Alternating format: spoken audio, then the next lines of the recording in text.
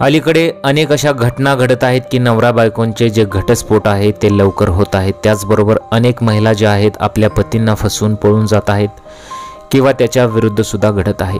परंतु अशी एक मन सुन्न करणारी घटना घडलेली आहे, ती पाहून अनेक लोकांनी हळहळ व्यक्त केलेली आहे। खरं प्रेम काय असतं या घटनेवरून तुम्हाला आज समजेल। मिळालेल्या माहितीनुसार मसानपूर येथील रहिवासी 45 वर्षीय भीमसिंह हे बऱ्याच काळापासून आजारी होते। त्यांच्यावर ऋषिकेश येथील एम्स अँड देहरादून येथील जॉली ग्रेट रुग्णालयात उपचार सुरू होते। या काळात त्यांची पत्नी राजकुमारी यांनी दिवसरात्र त्यांची सेवा केली। गेल्या सोमवारी संध्याकाळी उपचारादरम्यान भीमसिंह यांनी अखेरचा श्वास घेतला। पतीच्या मृत्यूच्या बातमीने राजकुमारी पूर्णपणे उद्ध्वस्त झाली। मंगळवारी सकाळी मृतदेह गावात आणण्यात आला तेव्हा राजकुमारीने तिच्या पतीच्या मृतदेहाला मिठी मारली आणि ती खूप रडू लागली।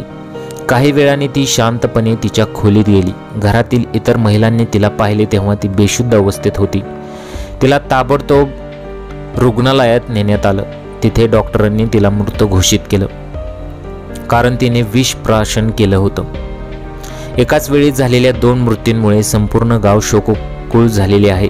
गावकऱ्यांनी आणि कुटुंबातील सदस्यांनी गंगा बॅरेजवर एका चितेवर पती पत्नींचे दोघांचेही मृतदेह अंत्यसंस्कार केले। भीमसिंह आणि राजकुमारी हे मजूर म्हणून काम करून कुटुंबाचा उदरनिर्वाह करत होते।